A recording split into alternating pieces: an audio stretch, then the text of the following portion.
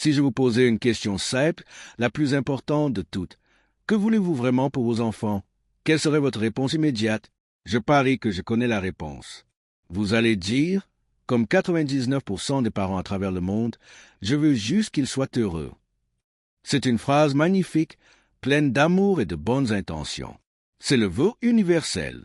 Mais j'ai une vérité difficile à vous annoncer, une vérité qui va peut-être vous choquer ou vous mettre en colère, mais qui est nécessaire.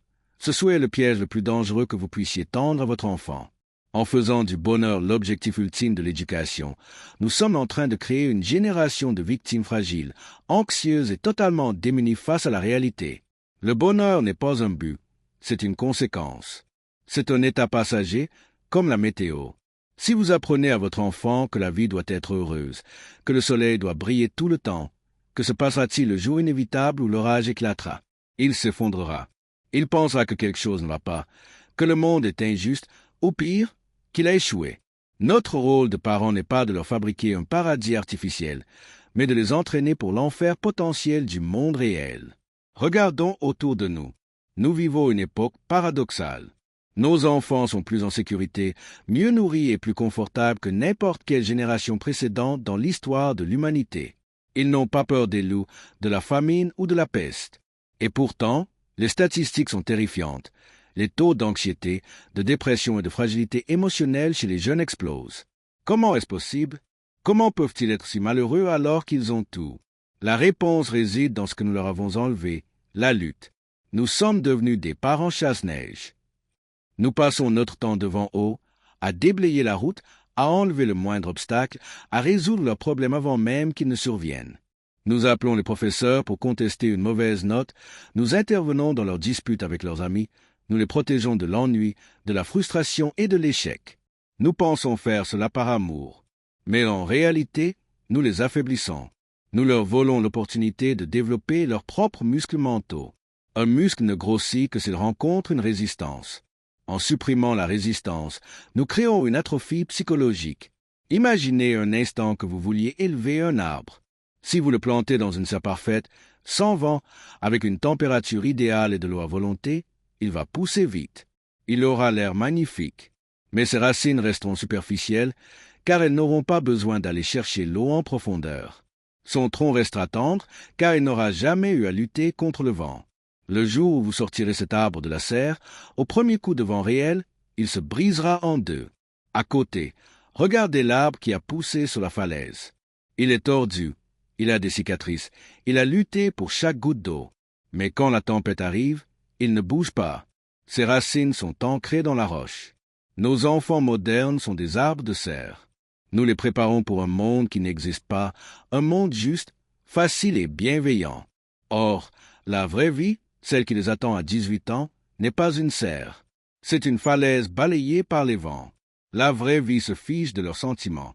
La vraie vie peut être brutale, indifférente et injuste.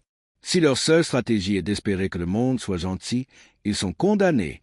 La philosophie stoïcienne nous offre une alternative puissante à cette éducation de la ouate. Les stoïciens, comme Sénèque ou Marc Aurèle, ne cherchaient pas à éviter la souffrance, ils cherchaient à devenir plus forts qu'elle.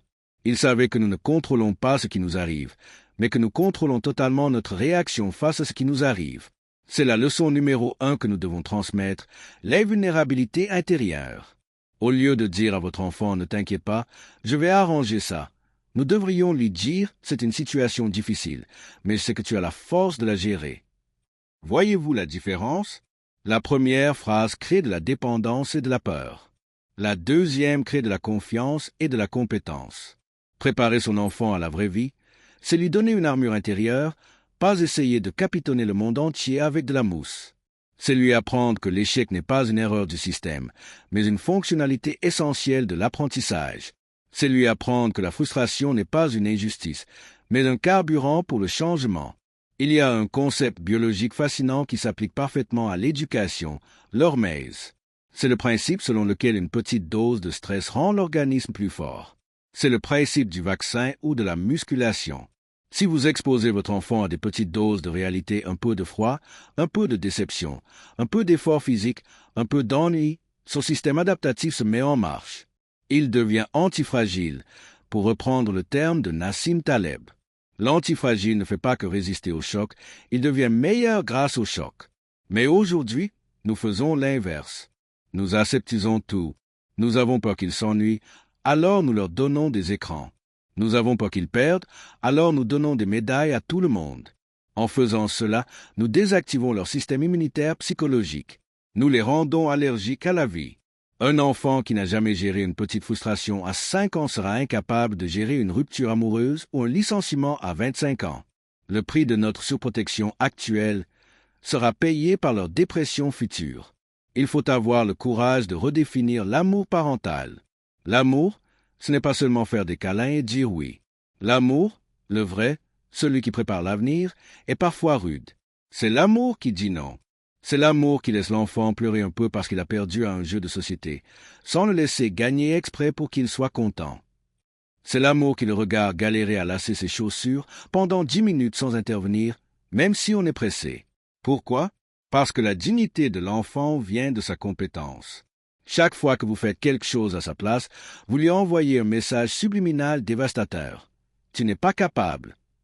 À force de répétition, il finit par le croire. Il intègre l'idée qu'il est incompétent sans vous. Vous devenez sa béquille permanente. Et un jour, vous ne serez plus là. Que fera-t-il alors? La mission suprême d'un parent n'est pas de se rendre indispensable, c'est de se rendre inutile. Le plus beau jour de votre vie de parent devrait être celui où votre enfant peut vous regarder dans les yeux et dire « Merci pour tout, mais je n'ai plus besoin de toi pour survivre. Je peux me débrouiller seul. » Nous devons changer de paradigme. Nous devons passer du mode protection au mode préparation. La protection est basée sur la peur qu'il souffre, la peur qu'il tombe. La préparation est basée sur la confiance qu'il peut se relever, la confiance qu'il peut apprendre. C'est un changement difficile car il va à l'encontre de nos instincts biologiques. Notre cerveau reptilien veut protéger sa progéniture à tout prix. Mais nous sommes des êtres doués de raison. Nous pouvons voir plus loin que l'instinct. Nous pouvons voir l'adulte de demain dans l'enfant d'aujourd'hui. Voulez-vous un adulte qui s'effondre au premier problème ou voulez-vous un adulte solide, résilient, capable d'être un pilier pour les autres? Si vous voulez la seconde option, vous allez devoir accepter de voir votre enfant lutter.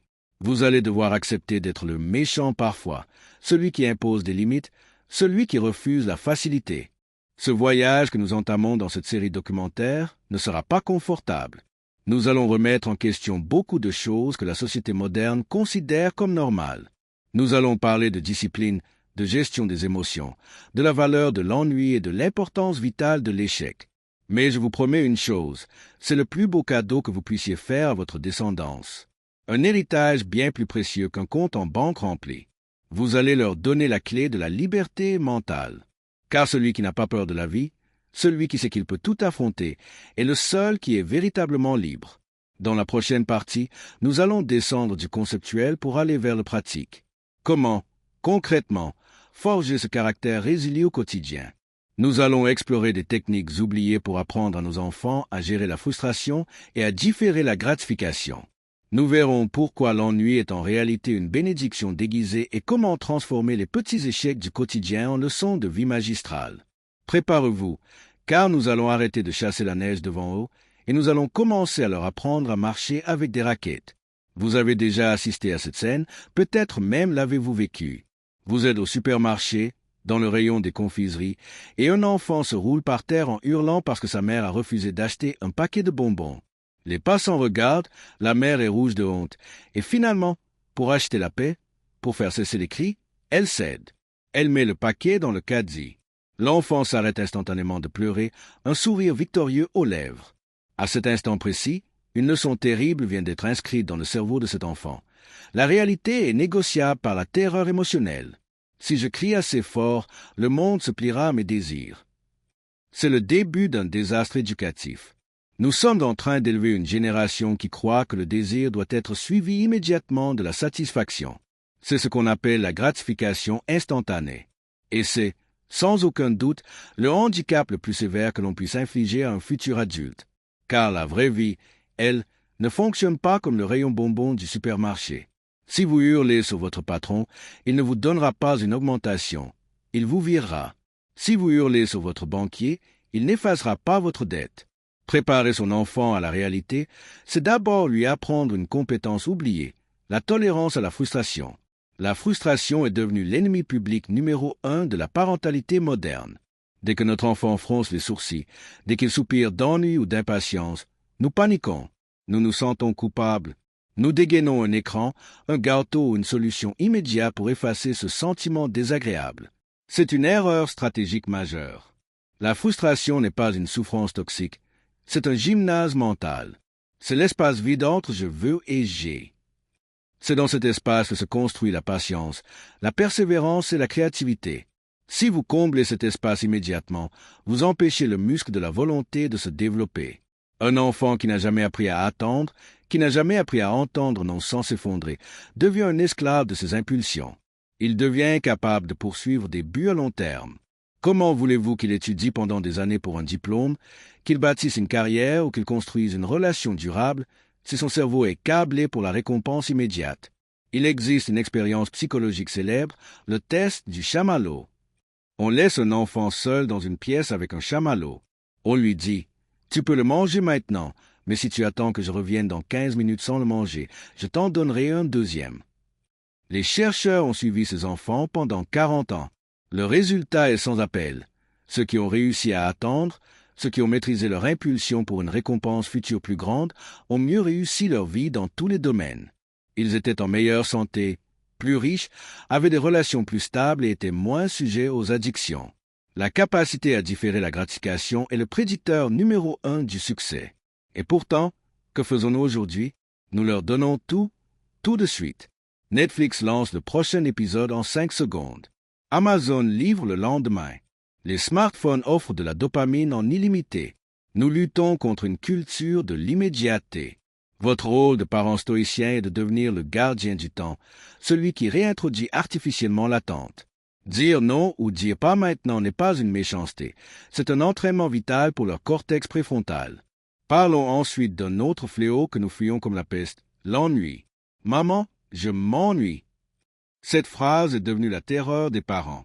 Nous avons l'impression que si notre enfant s'ennuie, nous avons échoué dans notre mission d'animation. Nous nous transformons en géo du Club Med, proposant activité sur activité. Et si l'activité ne suffit pas, nous donnons la tablette, la tétine numérique. Grave erreur. L'ennui n'est pas un vide à combler, c'est un terreau fertile. Blaise Pascal disait que tous les malheurs des hommes viennent d'une seule chose, qui est de ne savoir pas demeurer en repos dans une chambre. L'ennui est inconfortable, oui, mais c'est précisément parce qu'il est inconfortable que le cerveau de l'enfant se met à chercher une issue. Et cette issue, c'est la créativité. C'est quand il n'y a rien à faire que l'enfant invente des mondes, qu'il transforme un bâton en épée, qu'il se met à dessiner ou à observer les insectes. Si vous tuez l'ennui avec un écran, vous tuez l'imagination. Vous tuez la capacité de l'enfant à se suffire à lui-même. Vous créez un consommateur passif de divertissement au lieu d'un créateur actif de sa propre vie. Laissez-les s'ennuyer. Laissez-les regarder le plafond. C'est dans ce silence que naît leur monde intérieur. Préparer son enfant à la vraie vie, c'est aussi arrêter de porter son sac à dos, au sens propre comme au figuré. Observez la sortie des écoles. Vous verrez des centaines de parents porter le cartable de leur enfant, lasser leurs chaussures, porter leur manteau. Pourquoi? Ça va plus vite. Il est fatigué, c'est lourd. C'est de la bienveillance mal placée. À chaque fois que vous faites pour votre enfant quelque chose qu'il est capable de faire lui-même, vous lui volez une victoire. Vous lui volez le sentiment de compétence. Le stoïcisme est une philosophie de l'action et de l'autonomie. L'enfant doit comprendre très tôt que ses actions ont des conséquences et qu'il est responsable de ses affaires. S'il oublie son cahier de maths, ne foncez pas à l'école pour le lui apporter. Laissez-le gérer la remarque du professeur. C'est une petite conséquence, peu coûteuse, mais qui lui apprendra la responsabilité bien mieux que sans sermon. Si vous le sauvez systématiquement des petites conséquences, oubli, retard, perte, la réalité se chargera un jour de lui infliger une conséquence majeure qu'il ne pourra pas éviter. Mieux vaut qu'il pleure un peu aujourd'hui pour un jouet cassé par sa négligence, plutôt qu'il ne s'effondre demain pour une voiture accidentée ou un emploi perdu. Il faut réapprendre à valoriser l'effort plus que le résultat ou le talent inné. Quand votre enfant réussit quelque chose, ne dites pas « tu es génial » ou « tu es si intelligent ». Ces compliments flattent l'ego mais fragilisent l'enfant. S'il réussit parce qu'il est intelligent, Alors le jour où il échouera, il en déduira qu'il est bête.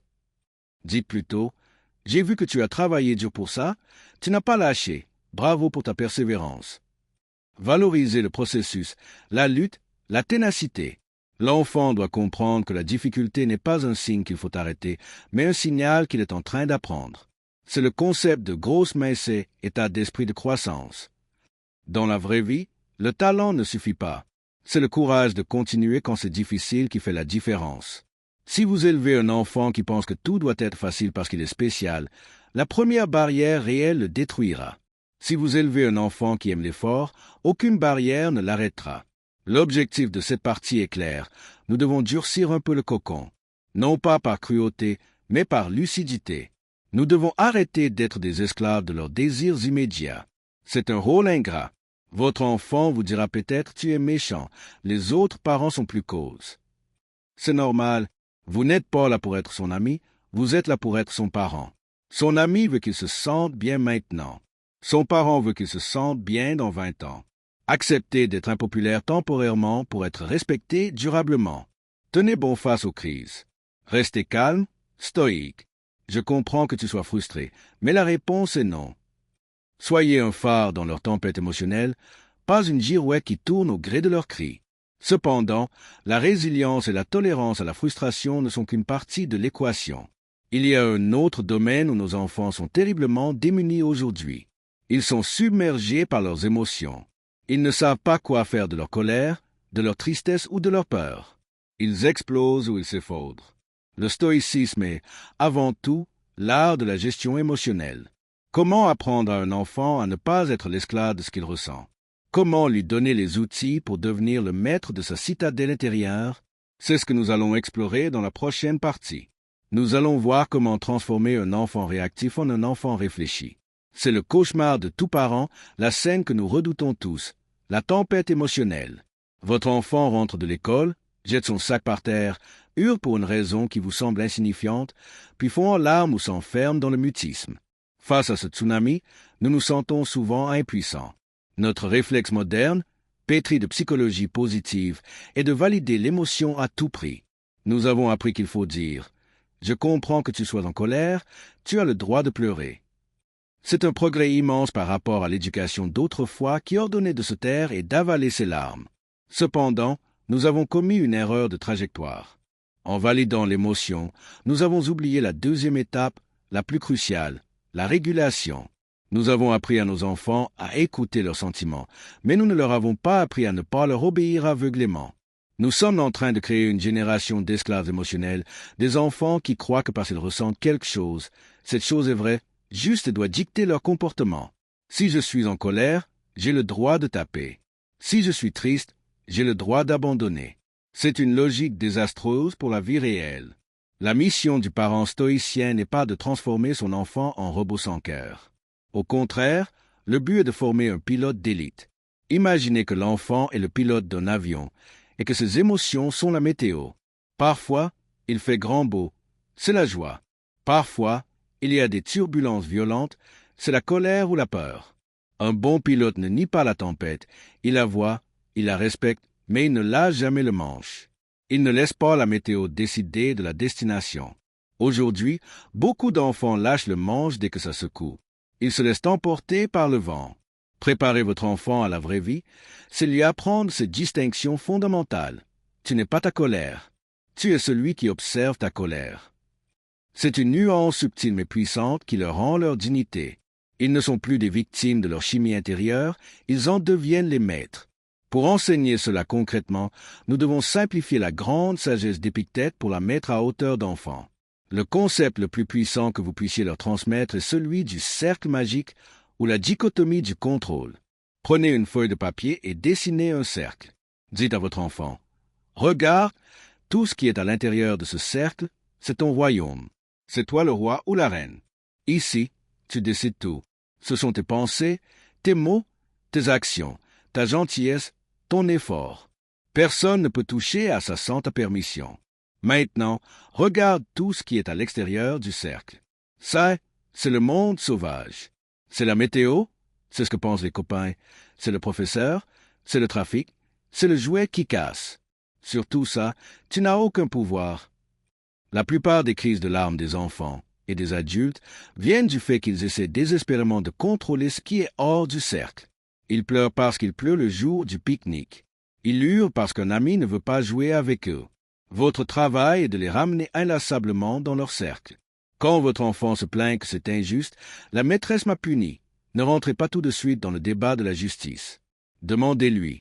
La décision de la maîtresse, c'est dans ton cercle ou dehors? C'est dehors? D'accord. Et toi, qu'est-ce qui est dans ton cercle maintenant? Comment tu peux réagir? Au début, ils ne comprendront pas.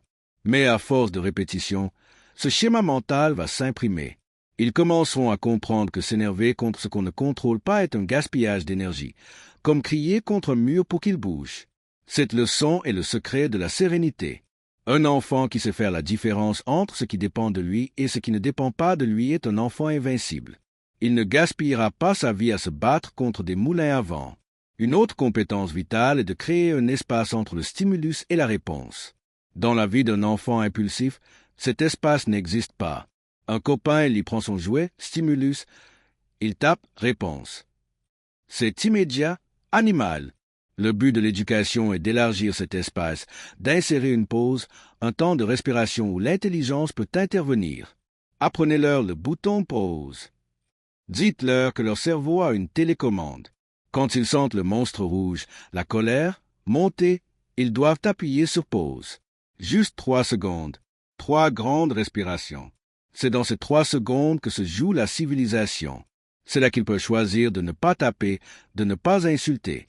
C'est dur. C'est un entraînement quotidien. Mais si vous valorisez cette maîtrise de soi, j'ai vu que tu voulais crier, mais tu as pris une grande respiration. Je suis fier de ta force. Vous leur donnez le plus bel outil social qui soit. Il faut aussi les aider à nommer pour apprivoiser. Une émotion sans nom est terrifiante pour un enfant. C'est un chaos pur. Une fois qu'on lui met une étiquette, ah, je sens de la frustration, je sens de la jalousie, elle devient un objet. Elle sort de l'enfant pour être examinée. Encouragez-les à voir leurs émotions comme des messagers. La peur n'est pas un ennemi, c'est un messager qui dit attention. Il y a peut-être un danger, ou alors c'est un défi important. La colère est un messager qui dit une de tes valeurs a été touchée. Une fois le message livré, le messager peut partir. On ne garde pas le facteur à dîner. Trop souvent, les enfants s'accrochent à leur émotion. Ils la ruminent, ils deviennent l'émotion. Apprenez-leur à laisser repartir le messager. Ok, j'ai compris que tu es triste parce que tu as perdu. Merci, tristesse. Maintenant, qu'est-ce qu'on fait? L'action est l'antidote à la submersion émotionnelle. Parlons enfin de la citadelle intérieure. Nos enfants sont exposés très tôt au jugement des autres, surtout avec les réseaux sociaux qui arrivent de plus en plus vite. Ils sont obsédés par ce que les autres pensent d'eux. Ils donnent les clés de leur bonheur à n'importe qui, un camarade moqueur, un commentaire sur une photo. Le stoïcisme offre une image protectrice, la citadelle. Expliquez à votre enfant que son esprit est une forteresse dont il est le seul gardien. Les insultes des autres sont comme des flèches lancées contre les murailles de pierre. Elles ne peuvent pas entrer, sauf s'il ouvre la porte. Marc Aurèle disait, « Si tu es affligé par une chose extérieure, cette douleur n'est pas due à la chose elle-même, mais à l'estimation que tu en fais. » Pour un enfant, cela se traduit par « Ce n'est pas ce que Paul a dit qui te fait mal, c'est que tu as cru Paul. » Utilisez la métaphore du cadeau empoisonné.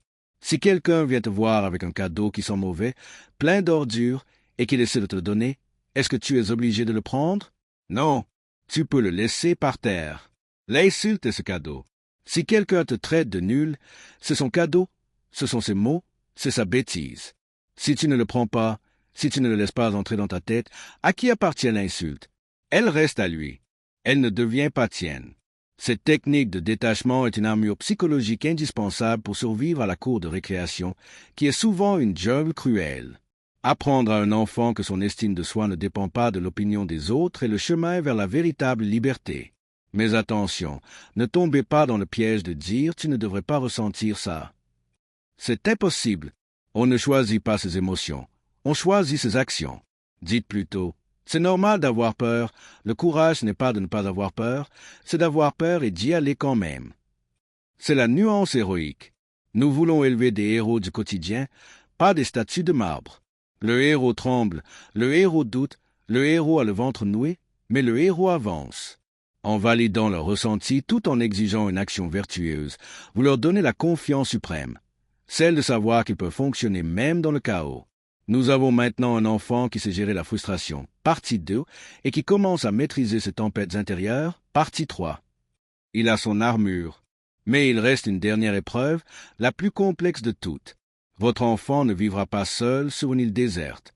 Il devra interagir avec les autres, collaborer, se défendre contre les tyrans, trouver sa place dans la hiérarchie sociale et surtout, trouver un sens à sa vie. Comment préparer son enfant non seulement à survivre, mais à être un leader moral dans un monde souvent immoral?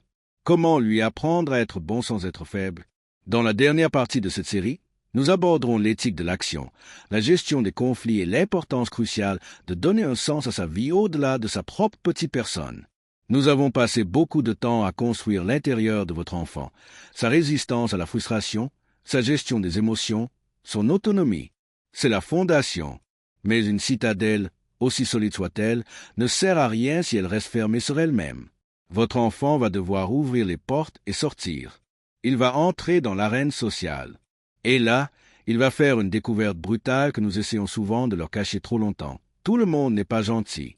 Il y a des gens qui mentent, des gens qui trichent, des gens qui prennent plaisir à écraser les autres. C'est une réalité biologique et sociale. La cour de récréation est souvent une jungle en miniature, avec ses prédateurs et ses proies. Si vous avez élevé votre enfant dans l'idée que tout le monde est beau, tout le monde est gentil, vous l'envoyez à la guerre avec un pistolet à eau. Il va se faire dévorer. La dernière étape, et peut-être la plus délicate, de l'éducation à la vraie vie, c'est d'apprendre à être bon sans être faible. C'est d'apprendre à être un mouton qui a des dents de loup pour ne pas se faire manger par les loups. Il y a une confusion terrible dans l'éducation moderne entre être inoffensif et être vertueux. Nous disons à nos enfants, sois sage, ne tape pas, sois gentil. Nous finissons par élever des enfants qui sont incapables de se défendre, pensant que leur passivité est une qualité morale. Ce n'est pas le cas. Une personne qui est gentille parce qu'elle n'a pas la force d'être méchante n'est pas vertueuse. Elle est juste inoffensive. La vraie vertu, c'est d'avoir la capacité de faire du mal, la capacité de se défendre violemment s'il le faut, mais de choisir de ne pas le faire. C'est la différence entre un lapin et un guerrier pacifique. Le lapin ne fait de mal à personne parce qu'il ne peut pas. Le guerrier ne fait de mal à personne parce qu'il se maîtrise.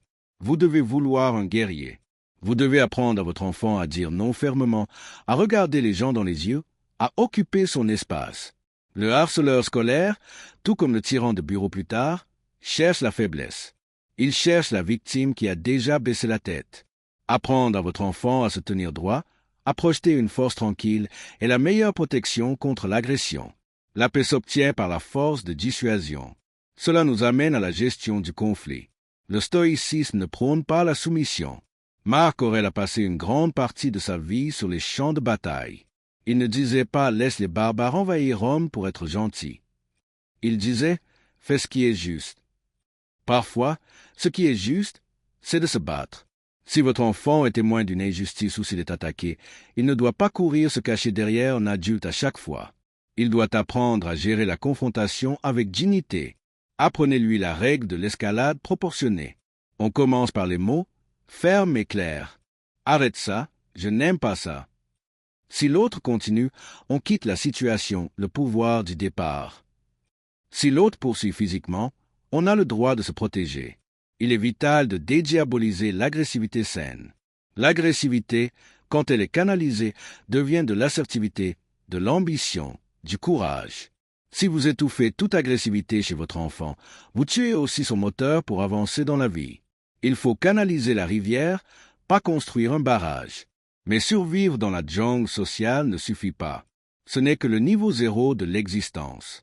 Pour qu'un être humain soit véritablement solide face aux tempêtes de la vie, il lui faut quelque chose de plus profond qu'une simple armure. Il lui faut une boussole. Il lui faut du sens. Nous assistons aujourd'hui à une épidémie de nihilisme chez les jeunes. Ils se demandent à quoi bon faire des efforts si la planète brûle, si l'économie s'effondre. Ce vide existentiel est le terreau de la dépression. L'ego, dont nous avons parlé dans d'autres contextes, est ici le piège. Si la vie de votre enfant tourne uniquement autour de son bonheur, de ses notes, de son plaisir, il finira par se sentir vide, parce que le moi est un puissant fond. On ne peut jamais le remplir assez. Pour préparer votre enfant à la vraie vie, vous devez lui donner le goût du service. Les stoïciens appelaient cela sympathia, le sentiment d'appartenance au cosmos, à la communauté humaine. L'enfant doit comprendre très tôt qu'il n'est pas le centre de l'univers, mais une partie essentielle d'un grand tout. Il a un rôle à jouer. Donnez-lui des responsabilités réelles, pas des tâches artificielles. Il ne doit pas seulement ranger sa chambre pour faire plaisir à maman. Il doit participer à la vie de la maison parce que la famille est une équipe et qu'on a besoin de lui. Un enfant qui se sent utile est un enfant qui a de l'estime de soi. L'estime de soi ne vient pas des compliments vides. Tu es le meilleur. Elle vient de la preuve concrète de son utilité. Merci d'avoir préparé le repas. Sans toi, on n'aurait pas mangé à l'heure. Plus vous lui donnez de responsabilités, plus il se sentira capable. Et plus il se sentira capable, moins il aura peur de l'avenir. Le but ultime est de déplacer son centre de gravité. Au lieu de se demander qu'est-ce que le monde peut m'apporter, apprenez-lui à se demander qu'est-ce que je peux apporter au monde. C'est l'antidote absolu à l'anxiété. Quand on est tourné vers les autres, on oublie ses propres névroses. Encouragez-le à aider un camarade en difficulté, à s'occuper d'un animal, à s'engager dans une cause. Ce n'est pas de la morale boy scout, c'est de la stratégie de survie mentale. Celui qui a un pourquoi fort peut supporter n'importe quel comment. Si votre enfant sait qu'il est là pour contribuer, pour créer, pour aider, les échecs personnels feront moins mal. Il ne verra pas un échec comme une condamnation de sa valeur, mais comme un obstacle temporaire dans sa mission. Nous arrivons à la fin de ce voyage éducatif. Regardez votre enfant. Regardez-le vraiment. Un jour, pas si lointain, vous ne serez plus là. C'est la pensée stoïcienne ultime, le memento mori. Votre temps avec lui est compté. Votre rôle n'est pas de le garder dans le nid pour toujours, c'est de lui apprendre à voler, même sous la pluie, même dans l'orage. Chaque fois que vous le surprotégez, vous coupez une plume de ses ailes. Chaque fois que vous le laissez galérer, réfléchir et se relever, vous musclez ses ailes. C'est terrifiant pour un parent de voir son enfant trébucher. Notre instinct hurle d'intervenir. Mais l'amour véritable, l'amour sage, c'est rester en retrait. L'amour sage regarde l'enfant tomber, attend qu'il se relève, et dit simplement « Je savais que tu pouvais le faire ». Imaginez l'adulte qu'il deviendra. Imaginez un homme ou une femme qui ne panique pas quand tout va mal. Quelqu'un qui sait gérer ses émotions sans les refouler. Quelqu'un qui sait dire non aux tyrans et oui aux faibles. Quelqu'un qui ne travaille pas juste pour l'argent, mais pour être utile. Quelqu'un de solide, de fiable, de calme. C'est cet adulte-là que le monde attend. Le monde n'a pas besoin de plus d'enfants gâtés qui vieillissent sans mûrir. Le monde a besoin de piliers. Et c'est vous, par vos choix quotidiens, par votre courage de dire non, par votre patience face à la frustration, qui êtes en train de sculpter ce pilier. Ne cherchez pas la perfection. Vous allez faire des erreurs. Vous allez parfois crier trop fort ou céder trop vite. Ce n'est pas grave. L'éducation n'est pas une science exacte, c'est un art vivant. L'important est la direction générale. Montrez l'exemple. Les enfants n'écoutent pas ce que vous dites, ils regardent ce que vous faites. Si vous voulez qu'ils soient stoïques, soyez stoïques. Si vous voulez qu'ils gèrent leur colère, gérez la vôtre. Si vous voulez qu'ils soient courageux, osez affronter vos propres peurs devant eux. Vous êtes leur premier et leur plus important modèle de réalité. Alors, ce soir, quand vous regarderez votre enfant dormir, ne faites pas le vœu qu'il soit heureux. Le bonheur viendra et il repartira, c'est le flux de la vie. Faites le vœu qu'il soit prêt. Prêt pour la joie comme pour la peine. Prêt pour le succès comme pour l'échec. Prêt pour la vraie vie. C'est le seul héritage qui ne peut pas être perdu, volé ou détruit. C'est la liberté suprême. Merci d'avoir suivi cette série. Maintenant, la théorie s'arrête et la pratique commence. Votre enfant vous attend. À vous de jouer.